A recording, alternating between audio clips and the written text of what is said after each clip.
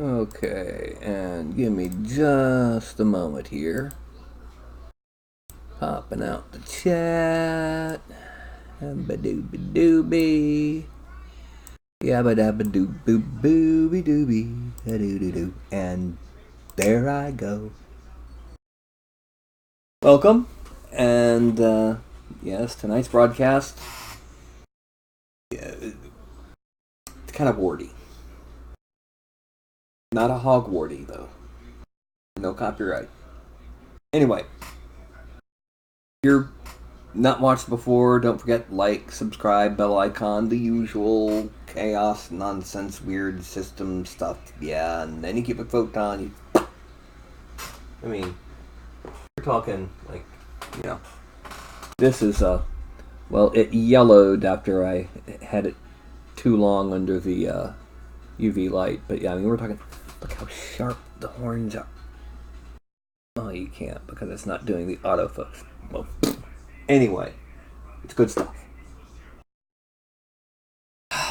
Normally on Sundays I do Patreon sculpts. Well, I do not have one sculpt scheduled for today.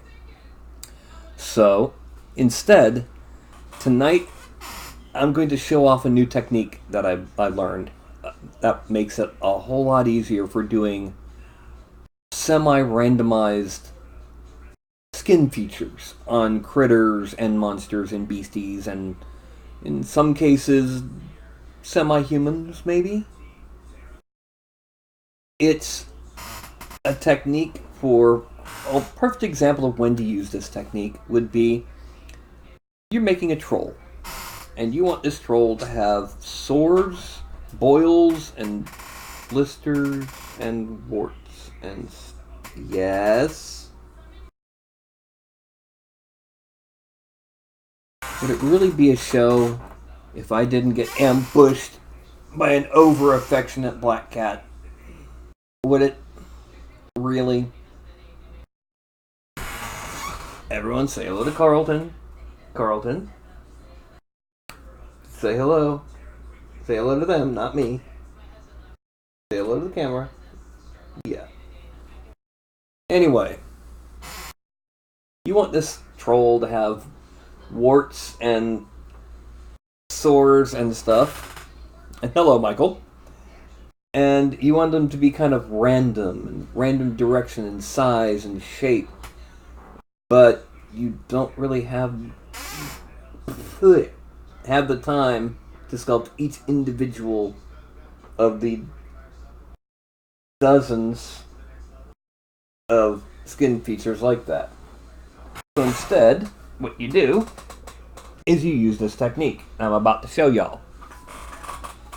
And by doing this, you could say make a brush that's nothing but scales, lizardy scales.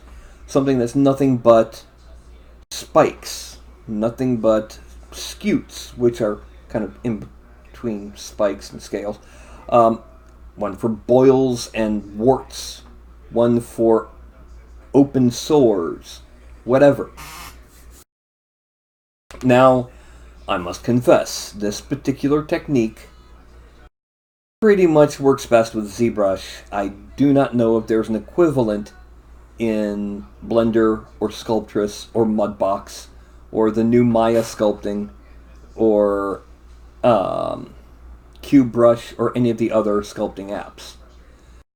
It uses what is called vector displacement mapping.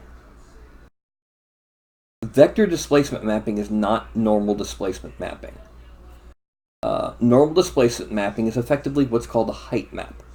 And in most cases in ZBrush, it's used as an alpha for a height map.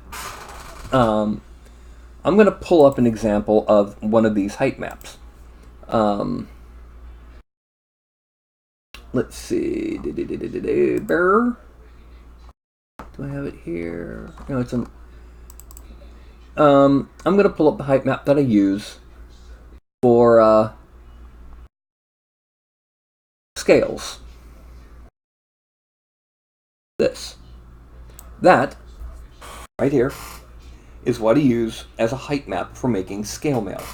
To be exact, it's one that I use for when I use it as a noise generator, which is why it doesn't have a gray or black rim around all four edges. And normally, unless you play around with one of the sliders, black is no displacement. White is maximum displacement.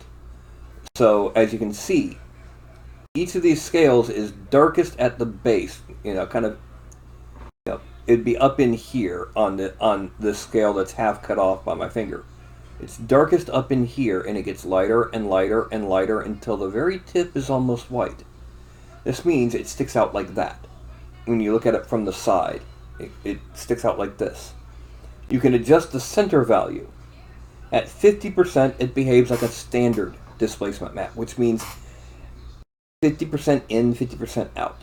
So the areas that are white would still stick out, but the areas that are black would dig in. Now, there's a problem with this technique. A vertex that's on this point would go straight up, and it'd be a perfectly straight line back down to the geometry of the next scale. There's no undercut. You can't make it go like that.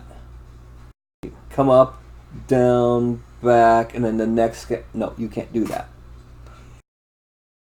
Vector displacement mapping can, because it doesn't just remember the height that you're pushing that vertex to, it also remembers being pushed over and even back around in a curve. So you can make these undercuts. Vector displacement mapping, we can create a brush that will, you click and you draw, and you click and drag, and it draws on, following the direction that you're dragging, this extruded section of the mesh. It's not really extruded, it's not actually altering the polygon flow, it's just pulling it out and stretching it around. So by doing this, we can then set that particular, we make, say, 10 warts. And by doing that, once we've made our 10 warts, we create the brush, and it's got 10 sub brushes, and we can set it to randomize. That whenever we draw on a wart, it's a random wart from those 10 that we've made, and by making them different sizes and different angles, they look different on the figure. Just different shapes, just ever so slightly, to the point where a different angle will make it look like a different shape entirely. Especially if there are two that are similar but different enough to where mixing them up, it gets hard to tell. Now, let's remove that. We don't need the scales. Now, tonight, like I said, there's no patron tonight, so I'm going to be doing this. Some of you may remember that Thursday I started work on detailing my chimera. Well, the chimera is done, and thank God. So, just to show y'all what the frost chimera ended up as.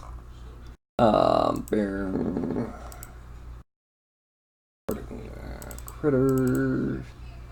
Here is the rotating image taken directly from ZBrush. That is my frost chimera. Shaggier up front and down the lion's head. Smaller hair on the goat head and on the lower body, and then reptilian scales everywhere. And yes, excuse me, I am currently printing that. Yay. Excellent, Michael. I hope that, number one, it turns out well, and if it does, you got a lot of good practice in. Okay, now what we're going to do is we're going to go ahead and switch directly to ZBrush. This is a completely blank new document, because we pretty much need to do this in order to make these bits and pieces. So you start by clicking Polymesh 3D, drawing it into the scene. Hold down Shift and it draws in perfectly upright. We then click Edit so that we can pivot and all that. And then once again, when you're dragging it around, if you hit space, locks to the different angles. Now we're going down to initialize. Initialize, if you can't quite read it on my screen, is the third option from the bottom on the tool menu, where it says X-res, Y-res, and Z-res. We pop them all up to 100. We then click the top right button under initialize, which is Q grid. And we now have a grid. It's 100 polys by 100 polys by 100 polys. Wait a minute. Let's make that Z-res 1. Yeah, there we go. But it doesn't really matter because it's 0 anyway, because it's a grid. Now, we go to geometry. We can turn off that, by the way. We're going to subdivide until the active points on this tool are around 500,000 to 1,000,000 polygons. So 1, 2, 3, and that's all that was needed. I click delete lower. I then go down to morph target and store MT, store morph target. The reason for this, we want to do everything we can to make certain that the outermost edges of this tool, are as untouched as possible. Then we're going to select roughly 3/4 of an inch on my screen, or just a certain fraction on however you're doing. Trying to make it as even as possible.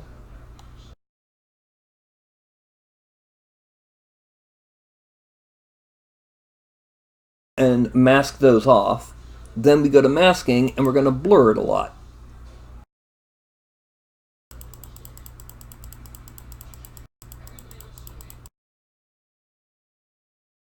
Okay, that's a lot of blurring.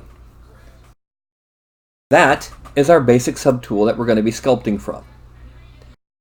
And we want, let's make it 4. We're only going to make 4 for this, just to show how it works. We're going to rename Warty test 01. And then we're going to duplicate 3 more. 1, 2, 3. I'm turning them all off so that the only one we see is the one that's currently being worked on. So if I come in here and do this, and then click to the next one, we don't see that one. But I'm still going to undo that because we don't want that. And reach behind the monitor and grab my Wacom. Yay. Wacom. And we're just going to play around with making different warty shapes, different techniques. The first one we're going to come up with is we're going to use the inflate tool. I'm also going to go ahead and use stroke and make sure that lazy mouse is off on every tool that I use unless I want it. Okay, so we're going to start off a bit more.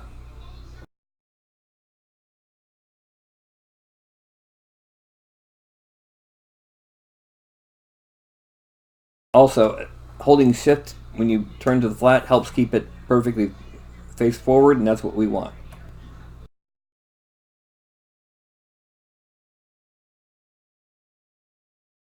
And then bringing that around. And then we're going to smooth it out a bit, because that is kind of weird.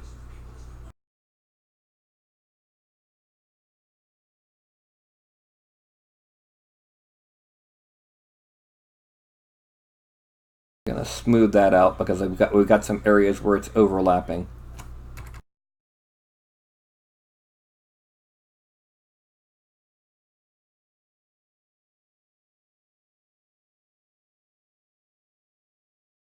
Yeah, that's a problem. Okay, let's start off with just a big inflate. We're gonna pop that out until we get that. Then we're going to reduce the intensity quite a bit, and we're going to come around. Oh, not enough. We're going to come around the sides. the reason we're doing that is this is going to be more of like an inflated bulbous wart. It's sticking out a bit. See there? And you can also see how when it reaches that cloudy area of the mask, it fades away, so it's not going to be affecting the areas that are masked off. Now, we're going to go for standard tools, subtract, turn off lazy mouse, and then we're going to shrink it down, and we're going to draw in some little divots on the top of this. The reason for that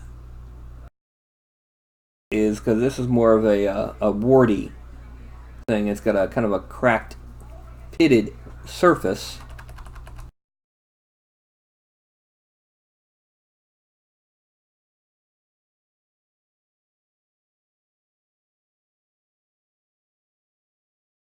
And then we're going to smooth out all of these just to get them a little bit more even. And we're going to go with Dam Standard right here. And we're going to start from the big one and crack through. Actually, we need to make that deeper and a little bit bigger, because these are going to be very small on the crack through these little bits. Like a sore that has ruptured. And I'm going to kind of very carefully bring it lighter in just to fade it out, and then this one's going to go deeper.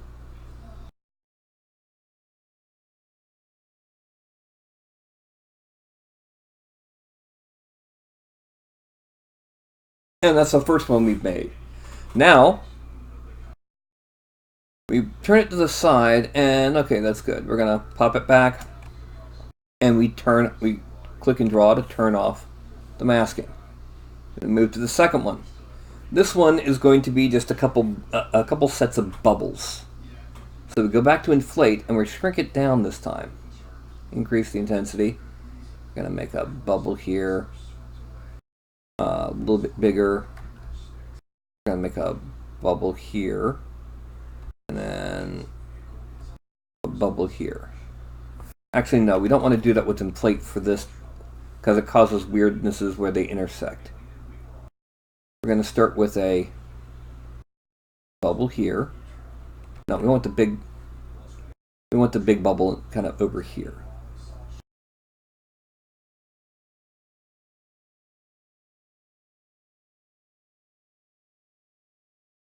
Increase the intensity a bit and kind of come around the sides here. We're then going to shrink it down and bring that intensity back up to about there. You can see how where it intersects, it has a different result. Oh. And then bring it down even more and put one up here. We're also going to go ahead, we're going to make it a lot bigger again and drop it down, because we need to make the center of this rise up a bit more. But then we're going to go ahead with the slash tool. Shrink the size down and drop the intensity down a bit, and we're going to create a dig in so that it's sinking. Oh, it's too deep. We're going to dig in around little warts, like the skin has started to grow around them.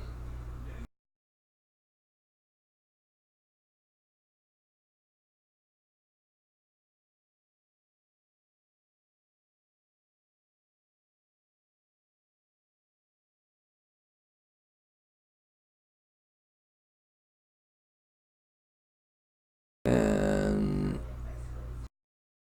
then back up here. There. That's our second wart.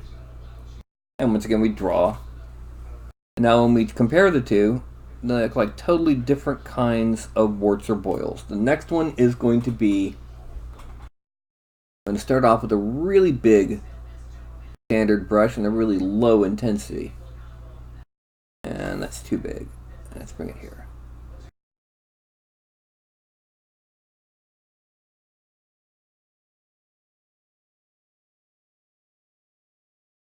Okay.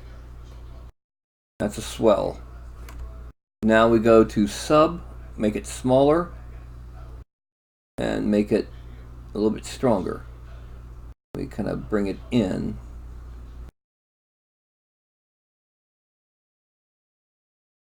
Then add, make it even smaller, and make it a lot more intense.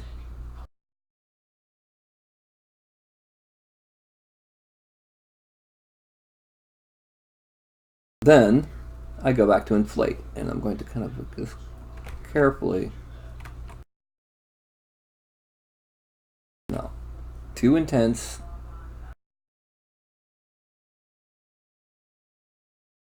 Drop this around here, a little bit there, a little bit around here, and then just a little bit around this area, just enough to kind of swell it out. And we're going to smooth it. And then one. Now, I'm going to mask off. No. Let's bring this down. Let's do it this way.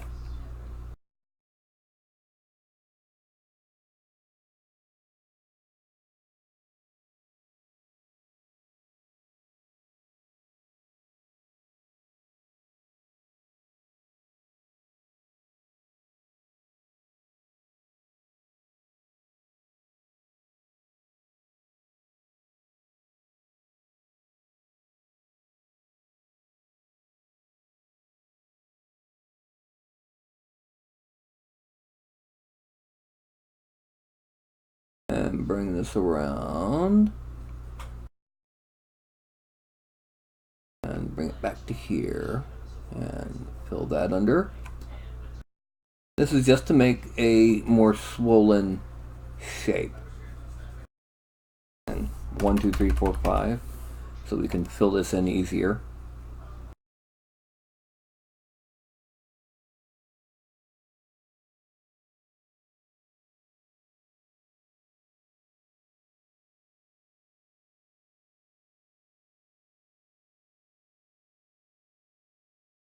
Okay, now hide subtool, go to masking, and we're gonna blur it. Blur, blur, blur, blur, blur. And then we go to deformation, and we're gonna inflate until it looks cool. It kind of fills most of that little divot. Yeah. And there we go, that's that one. So we currently have, actually let me go ahead and turn this back to right side up. And we currently have 1, 2, 3 warts. Different kinds. This one is just going to be, let's make this one an open sore. So we go to standard, we go to sub, we make it big. And we make it weak. And we kind of, well, we gotta go to add.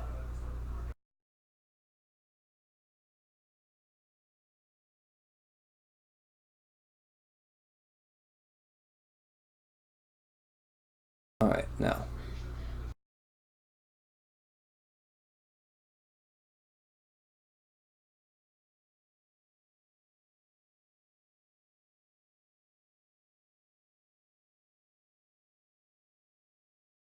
And now 1, 2, 3, 4, 5, 6, 7, 8, 9, 10.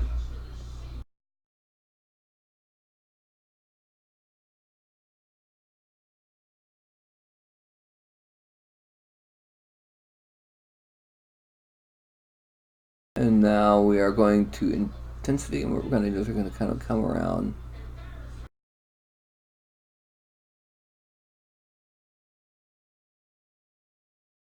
Okay. Now we're going to go ahead and make this a little bit smaller. We're going to do some cut unders just to show the, the skin kind of coming around the top of this open sore.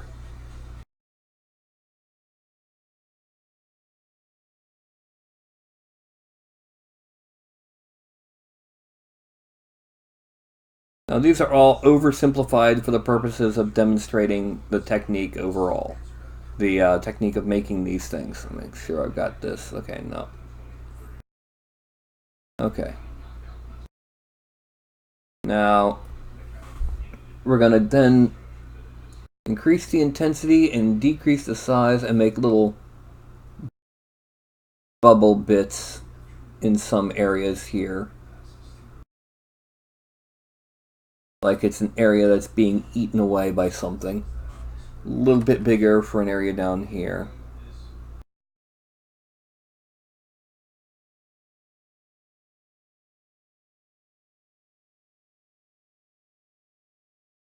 Okay, so we now have 4 different weird skin things. They're not gross. I'm not sure what to call them. And we need to make these into our vector displacement brush. Well, we have one brush already. The Chisel 3D brush is exactly what a vector displacement brush is.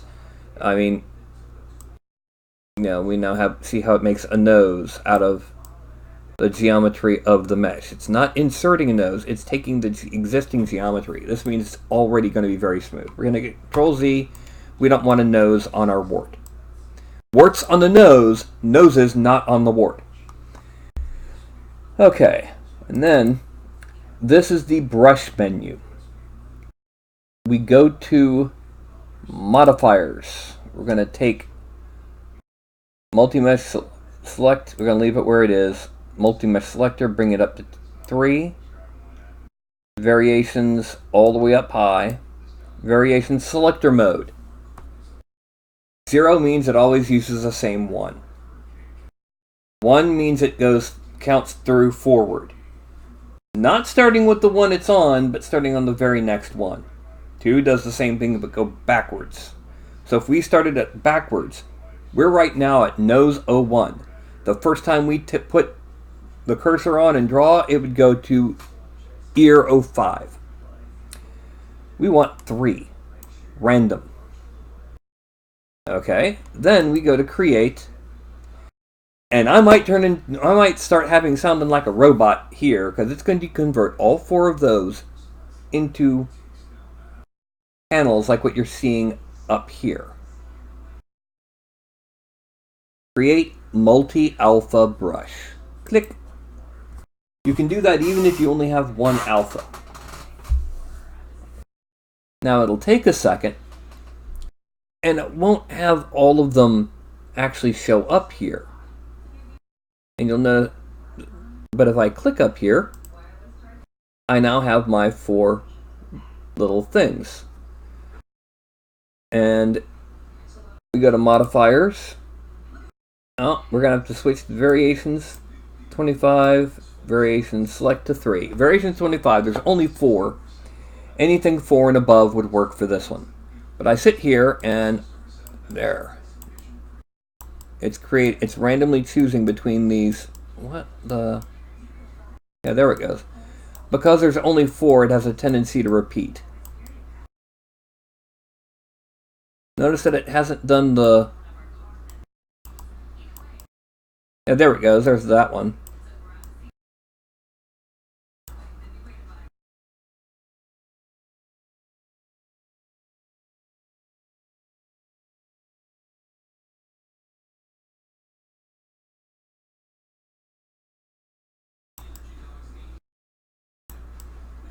There we go. And we're creating these random brushes. And heck, you can even use them on top of each other. I mean...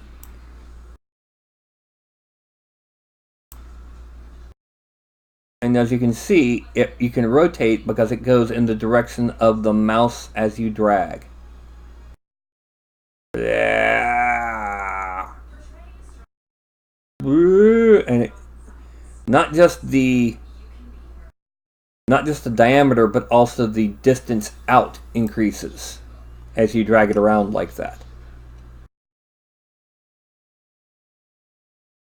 So, that potentially can be used for a tremendous number of different surface types. I mean, I actually used it on the Chimera. I created the fur on the fore part of the body with that technique. There's a set of fur brushes out there. They stuck too far out for my taste for this project. I loaded them up, took the ones that I liked, and then Z-scaled them to 20% of their normal size. And I used that to make the shaggier areas of the fur. I then created my own, like I just showed, for belly plates, and used that up the bottom of the Chimera, up the bottom of the tail. I mean, here, you can kind of see them right back over here underneath the tail near the base. But you can also see the different fur tufts on the front half of the body. The scales that are on the head and the back, some of the scales on the back were from a similar set, but only some. But the point is, it sped up doing the fur immensely. Doing the tail, it sped up a little bit because it made it easier to do what I always found difficult: the underbelly plates, the like on the bottom of the snake.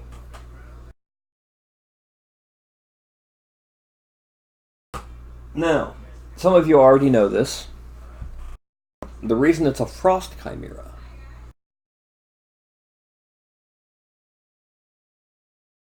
my upcoming project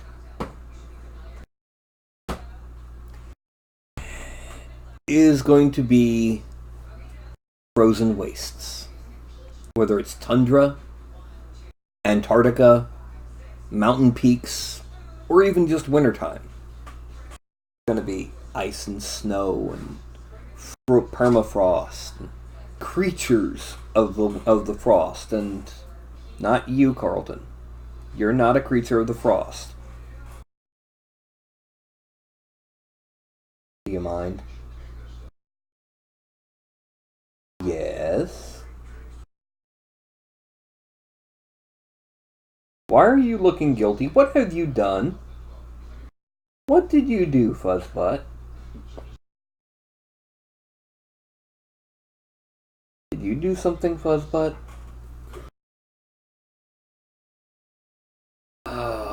Oh, there we go.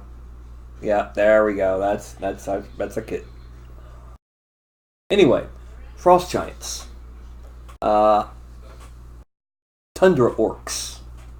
Ugh.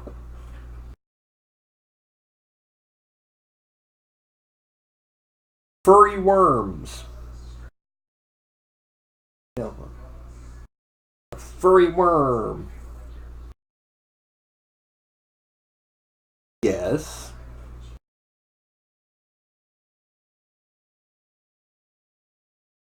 And then some natural animals like a polar bear, lynx, things like that. And then, of course, terrain. From frozen ruins to ice flows,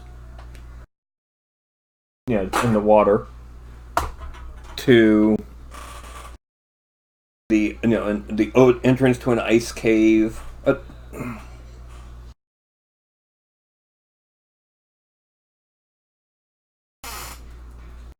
I put you on the floor for a reason.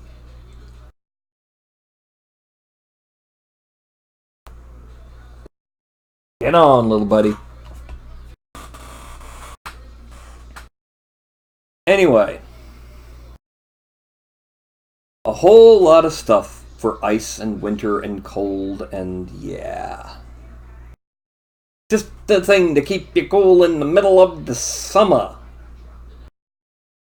And it might be ready for kicking off the Kickstarter as recently as sometime early August.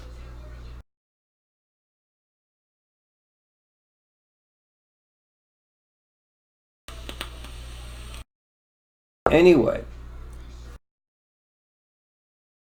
the surfaces I am currently working on creating my own brushes to use with that technique include lizard scales, which are different from snake scales.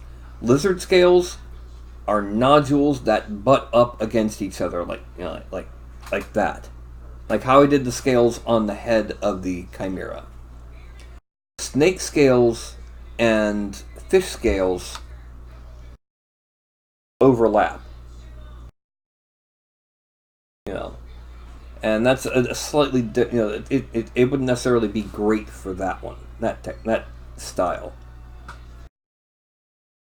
It's great for fur, at least for the basics of the more stylized fur for 3D printing. Um, the belly plates, like I showed you, and various other styles of scutes and plates and spikes and growths. Anything that you need to be able to just quickly and randomly draw onto a figure. Just bing, bing, bing, bing, bing, bing, bing. A single, if you've got 12 alphas, okay, but you've got to sit there and change alphas between every single stroke, which quintuples or hextuples the time, 5 or 6 times as long. Whereas if it changes every time you make that stroke, well, you just saved yourself a heck of a lot of time, you sure did.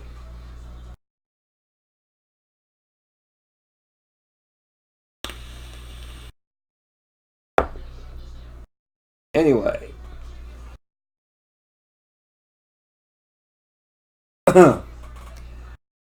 There are other techniques that would probably work well for. I don't think it would work well for wrinkles in clothing. I don't think it would work well for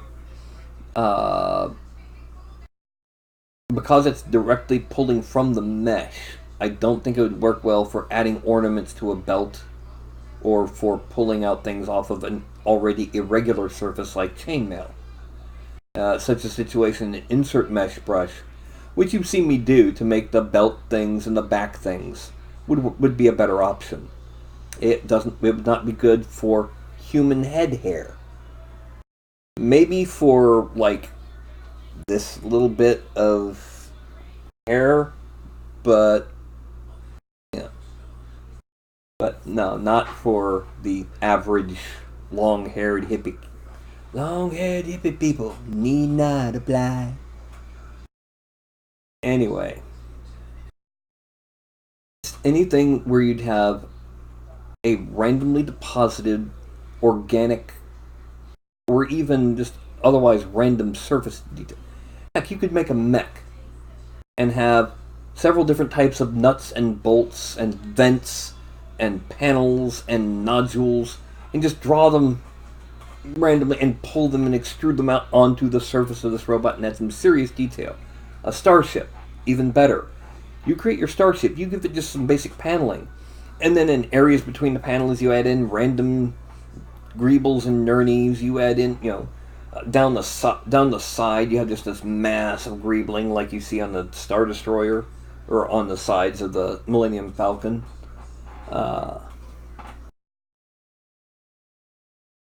It's perfect for something like that.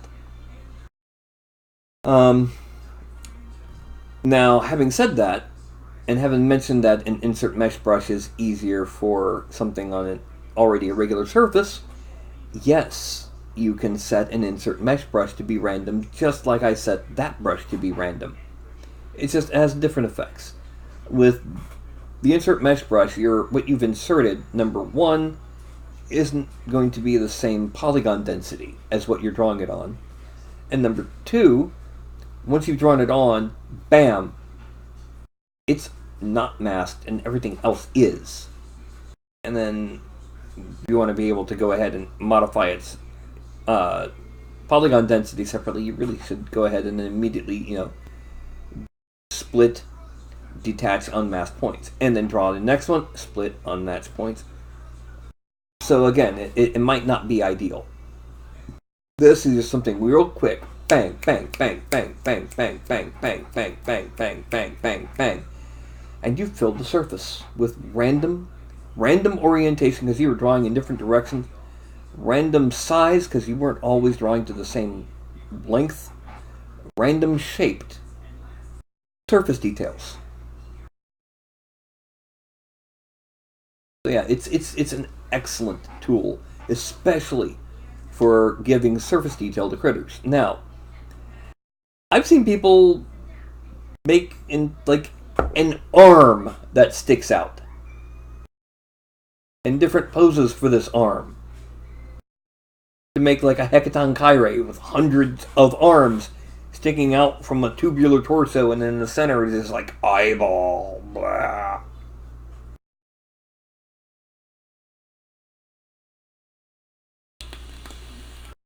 I have no idea how well that would print without dissolving supports. And I do mean dissolving supports. I don't even want to print something like that on the photon. That would just be a nightmare of cleanup. Nightmare of support. Unless you have either a sintering machine or something with, dissolving support material, something that outrageous is just, no. And because there'd be supports everywhere. You'd get it back and it would look like a single column of plastic from all the supports. And you wouldn't know where to start tearing, because is that an arm or is that a support? Is that his thumb or is that a support? Is that his tail tip or is that a support? You won't know. It's not be easy to print.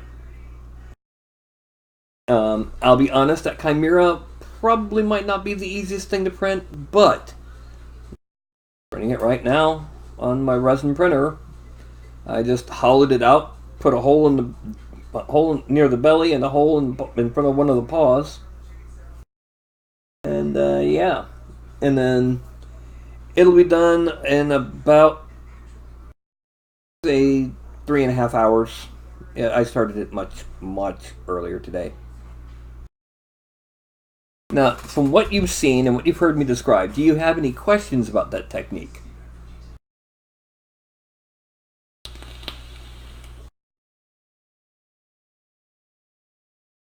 And if not, do you have any questions about any technique that I do? Or how to accomplish a look that you've been trying to do for a while?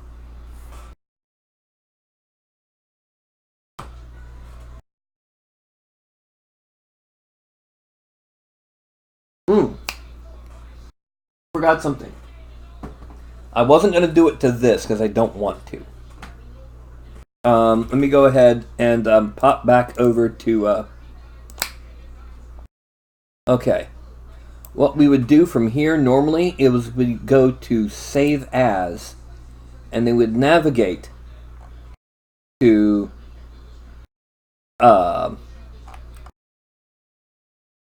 ZBrushes, and then like say we would put this in, we'd put it in here and we'd call it, Warty test.zbp.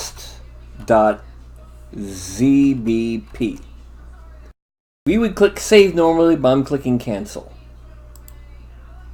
Okay? We'd save that before we went and then loaded in a new Z tool and used it. Actually, we'd save it, and I would shut down the ZBrush to make sure we've cleared everything. But that's just me. Anyway, let's pop back to here, and back to here. Okay, do you have any questions on how to accomplish a given task? Like if you want to do something that's got a weird, like something with elephant skin, or something that's lava, or who knows what, broken rock.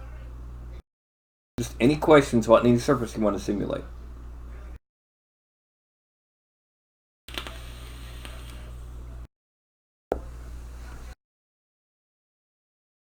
Nope. Michael, do you? Or anyone else who's watching tonight?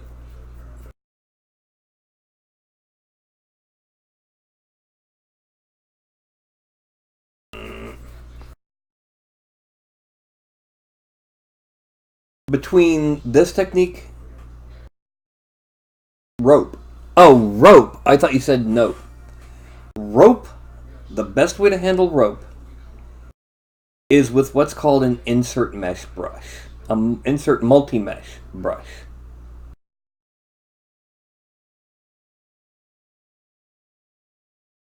Okay. This is a bit complex, and I'm going to have to open 3D Studio Max for this.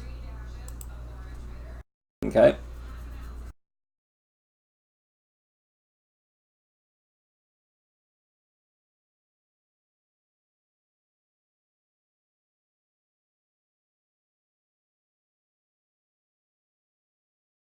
Sorry, I'm itchy.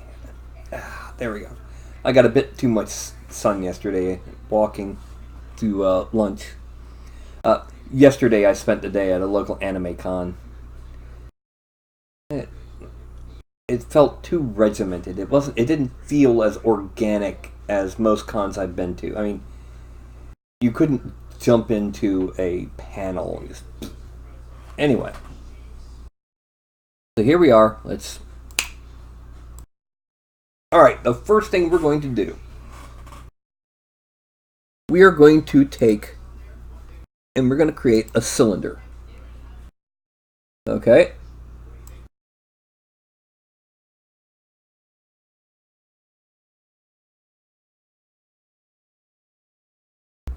Now, make this radius 20.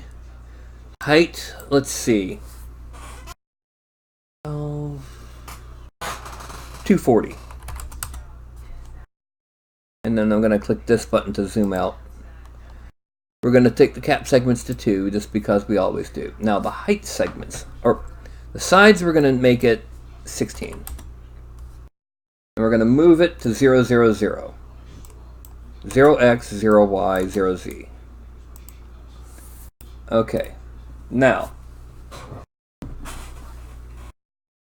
the height segments. We need to have a lot of them, because we are going to be twisting the bejesus out of this. Okay? So the height segments, let's go ahead and make it 48. Yeah, that'll do. Now, actually, let's make the sides 12. We're going to convert it to an edible poly. We're going to select the center mass and move it to a Y of 20. Now, why did we do that?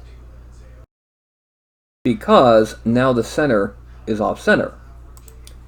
We are then going to rotate, copy this 120 degrees. Copy. And then another one, 120 degrees. Copy. And what we have is this. This looks like a normal tube. Now, we're going to click here. No, we're going to click here. And we're going to attach both of them. Okay. And then we go to twist. And we're going to go ahead and we're going to twist until it looks good. And 450. Let's make it 480 because we had 480 degrees in there. Okay. Now, that is our figure. That is the base geometry for what is going to be turned into our rope. And we're going to go ahead and collapse it. Collapse all. And we're going to select. Alright. You see where this lump... Alright, let's see, where's a better one? Yeah. This lump right here, ending at this, we're going to detach. Now we need to get a third of the way down.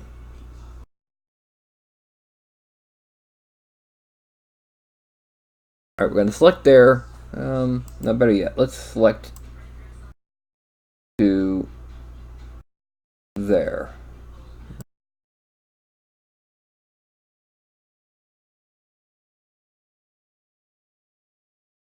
No, we were right the first time. Here, we're going to detach. And here, we're going to detach.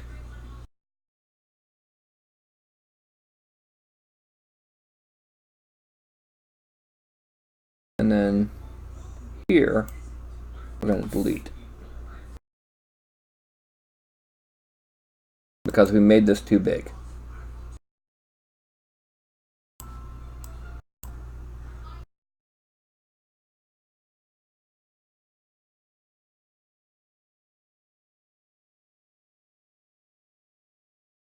I want this to be where it's actually making contact here.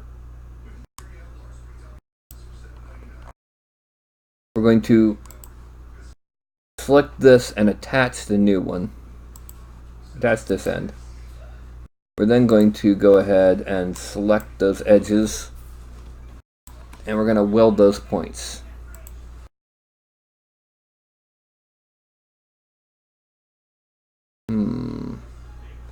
Actually, no, we're not.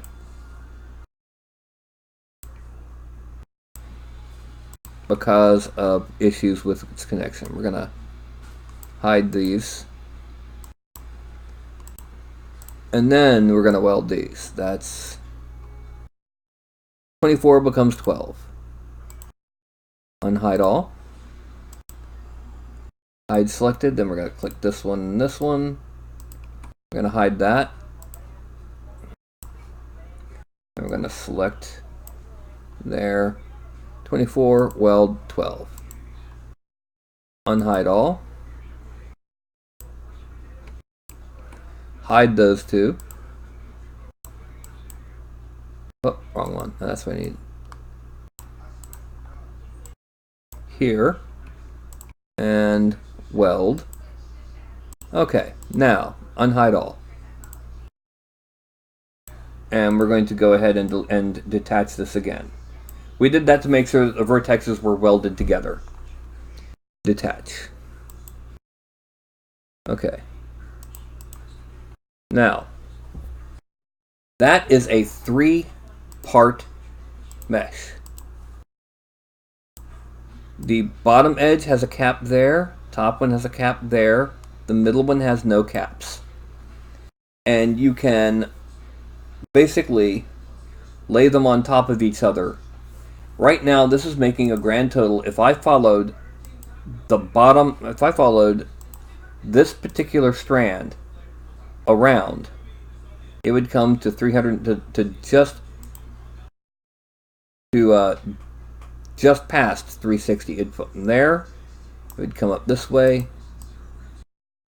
and it would actually no, it would come to 360 degrees perfectly. It would end up on top of that. So all the vertexes can weld.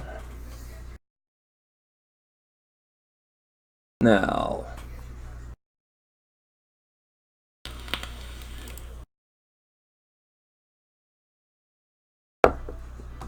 what we need to do now is we need to get this in to ZBrush as what we're trying to do. So, we're going to export this file. Export selected. Excellent. Let's call this rope 01.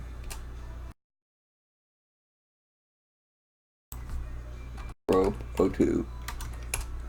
And this one is rope 03. Then file, export selected. Let's make sure we just take this into, let's put it there, wavefront OBJ. No, let's put it under props, other, ZZ rope. Export. Done. Now we need to document. New document. No, I don't want to save changes. I want to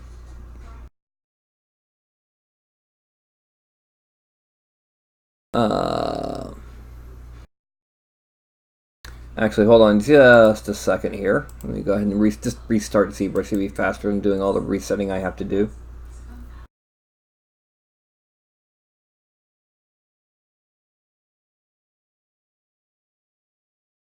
This is going to be how to make what's called an insert multi-mesh brush. I've already shown you how I make an insert mesh brush when I made things like the quiver and, or not quiver, but like the belt pouches and the scabbard and things like that.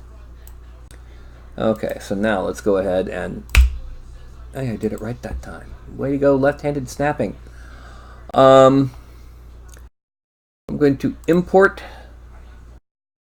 This is Resculpt Minis, props, other, ZZ rope. Draw it in, and then edit. I click on line fill, and we can see it's still got those 3 different groups. I do need to come in here under modify topology and weld points. And it keeps our polygons, but now if I divide it, it stays, it smoothly does so.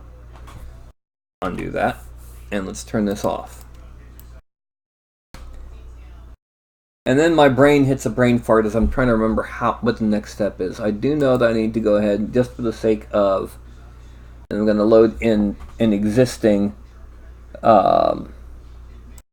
insert multi-mesh. Okay, give me just a second. I got to double check some resources here.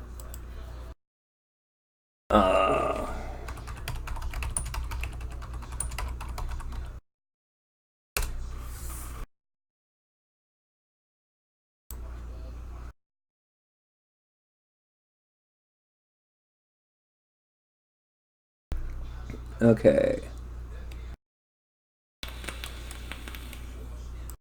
Alright. Now, the problem is, this needs to have multiple subtools.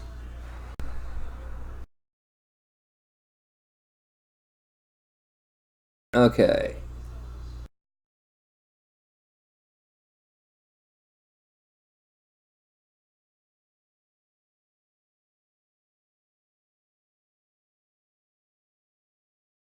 Alright.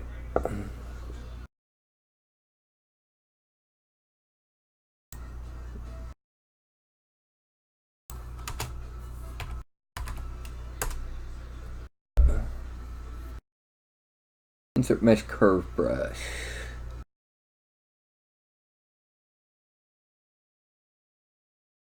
No, that's a video, can't do that.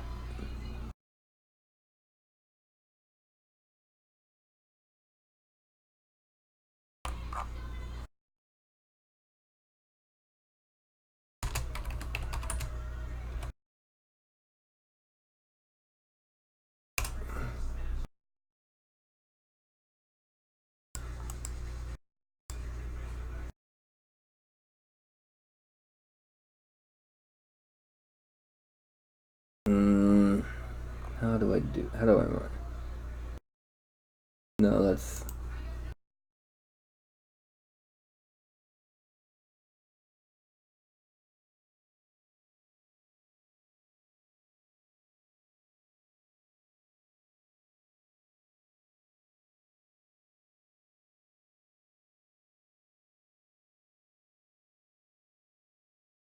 No.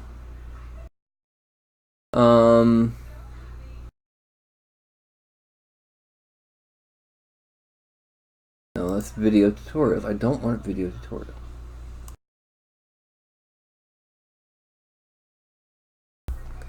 Okay.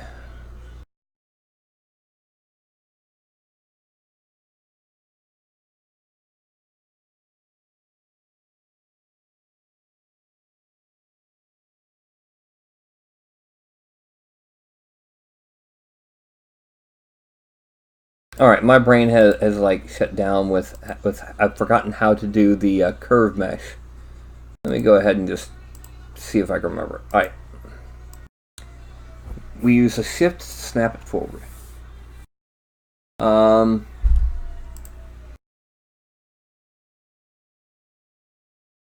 going to create insert mesh, new. No. We're going to go up to stroke, curve mode. Okay, that's what it was. Yeah, that's all I needed to do. All right, real quick, I'm going to, just for the sake of this, I'm going to subdivide this. Divide, delete lower. That gives us a smooth surface to play on. Actually, let's take this. Okay. As line. Curve function, no, curve modifiers. Brush. Right. No. Not as line.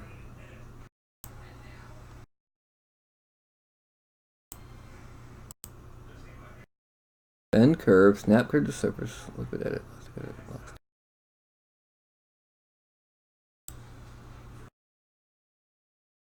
Modifiers, no. Where was it? Curve.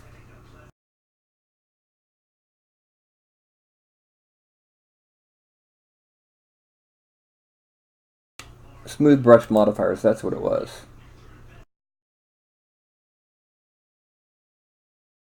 No, but right now, if we do this, we at least have the shape. Now, I've just got to remember how to get them all to be linked.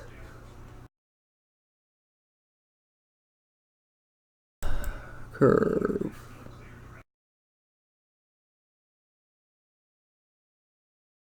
No. Nope.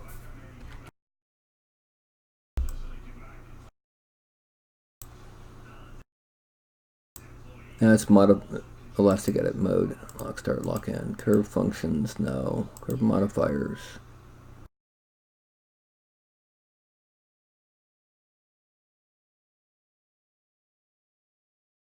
Oh, create curve.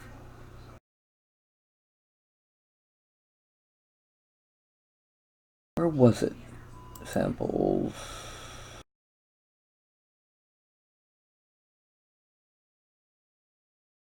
Okay, give me just a second longer. Sorry about this. It's been so long since I made a curved mesh brush that I've forgotten.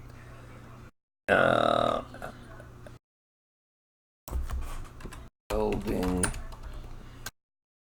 edges of insert mesh curve brush.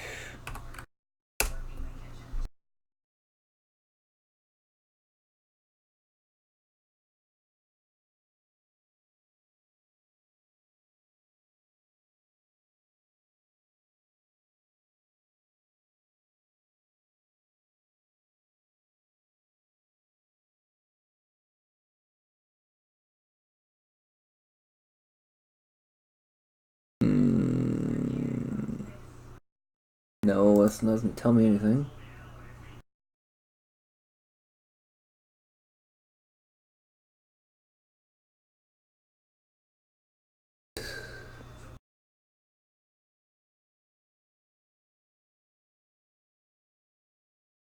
Okay, there we go. That's it. Brush, modifiers. Here we go. Weld points. Whoa!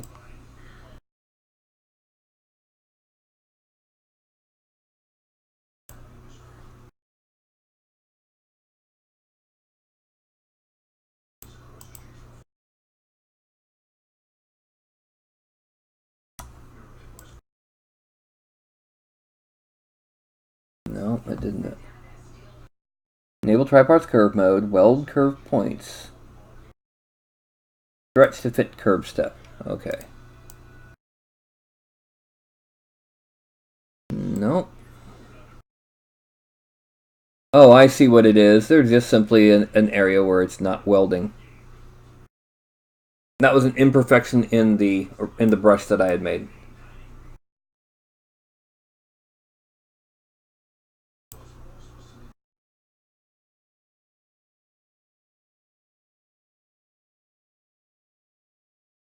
Okay.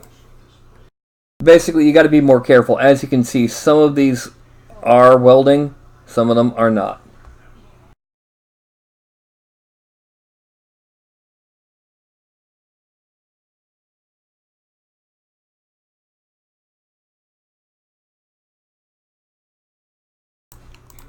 Okay, just for the sake of clearing this out, it's a lot quicker just to do it this way. Split, unmask parts,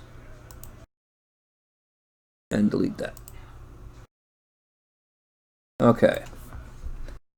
Brush modifier. Smooth. 1.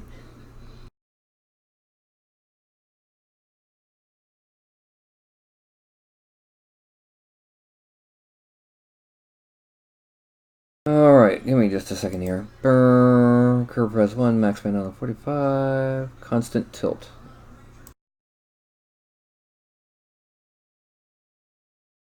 Yeah, the only problem is when I did this, I didn't quite get all of these perfectly welded. That's why it's doing that. But that's basically what you do.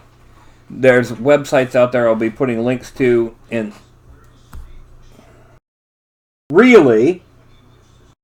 There's websites out there I'll be putting links to in the Discord after this.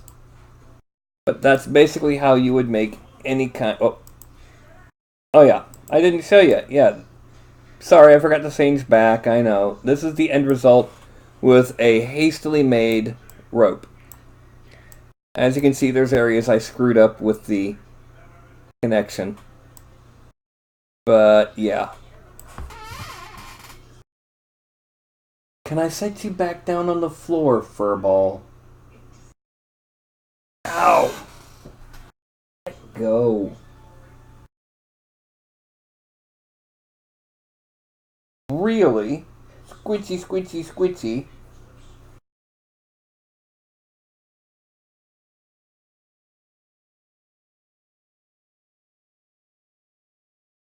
Alright, back down on the floor you go. Shoot. Anyway. Sorry about that.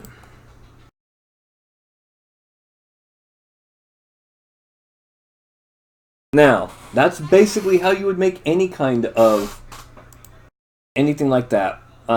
It'd probably be great for things like, belts and ribbons. No, no, no. Carlton, down. Belts and ribbons. Insane Tundra Cat. Chains. Things like that. I really need to one of these days get around to making that for a chain that is good for a miniature. In other words, instead of taking a regular chain and then just swelling it out until it comes, swells like I need to make one that's intended for use as simulating a chain on a miniature.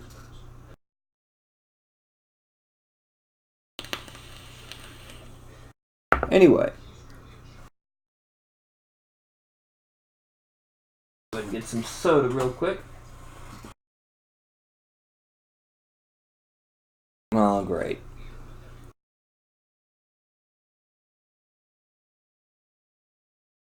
Last little gulp in that bottle. A can. Excuse me. So, wrap it up. Vertex displacement map brushes are amazing for organic detail. Insert multi-mesh. Curved brushes are great for chains and ropes and things, and even vines. I could make one that's vines with, and then add on leaves randomly with an insert mesh brush. Although that would be kind of difficult simply because each leaf would be a nightmare for supports.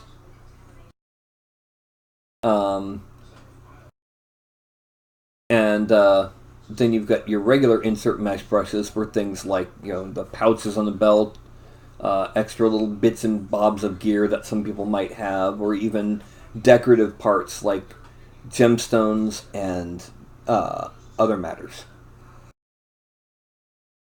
Yeah. Gemstones, skulls, all that sort of thing.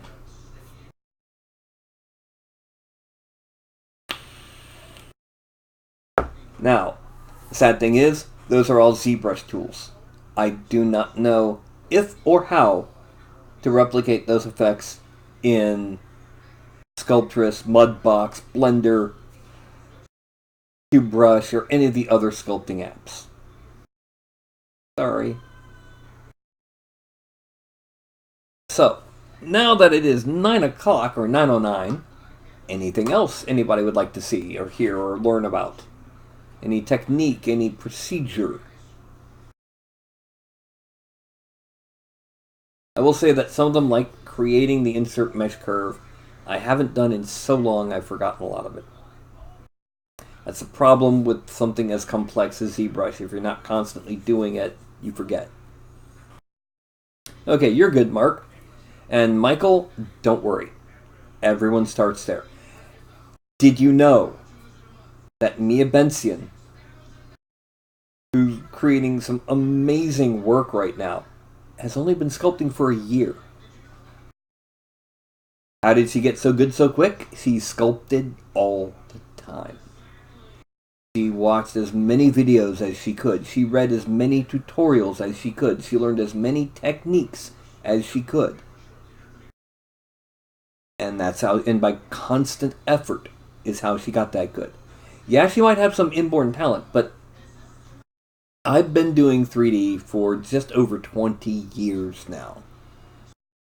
And even when it comes to the more artistic side of things like sculpting, I don't think I've seen a single human being alive on the face of the earth where talent was more than 20 or 30% of their results.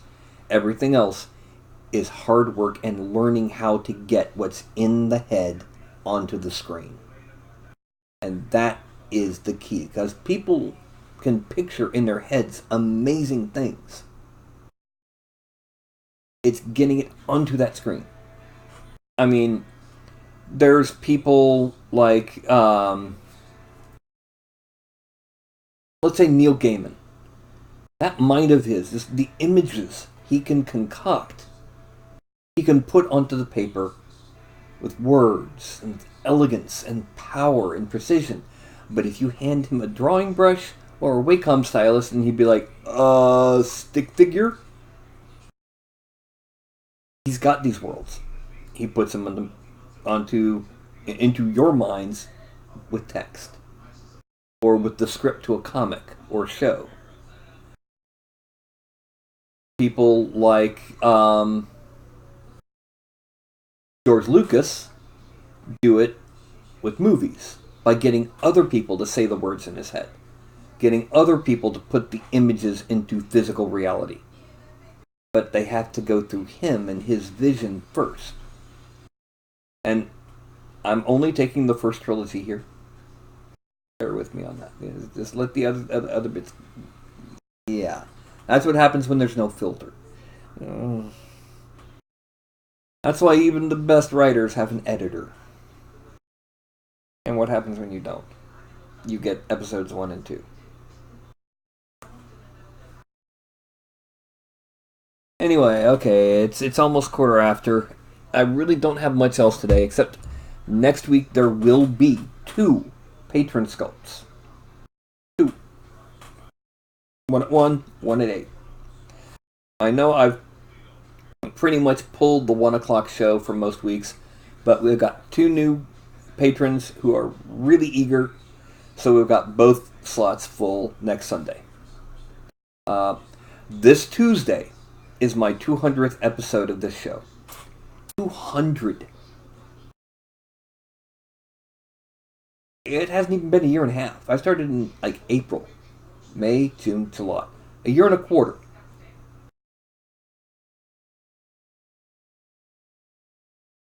I don't know. That's just the way things are sometimes. And sadly, I don't have anything special planned. I'm probably just going to do a sculpt of another one of the people in my Saturday game.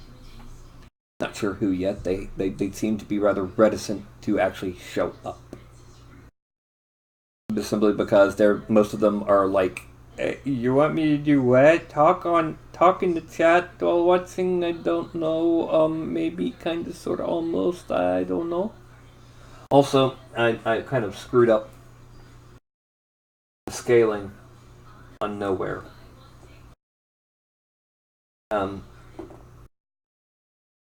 This young lady. So this is a ×2 print, by the way. The ×1 is your regular standard. No, Carlton. No. The regular scale print, right here. Regular scale. ×2. Oh, ×2. Yeah. But just to show you how badly I screwed up the scale, she is supposed to be 6'2" with heels. She's supposed to be 5'7".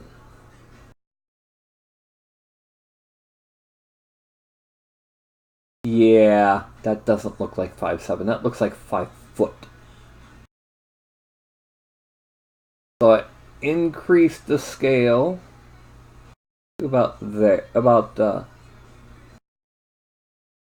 there, and I got a reprint. Now, to increase the scale, I just selected all the points that apply to her and ignored the points of the base because I didn't want to increase the base size.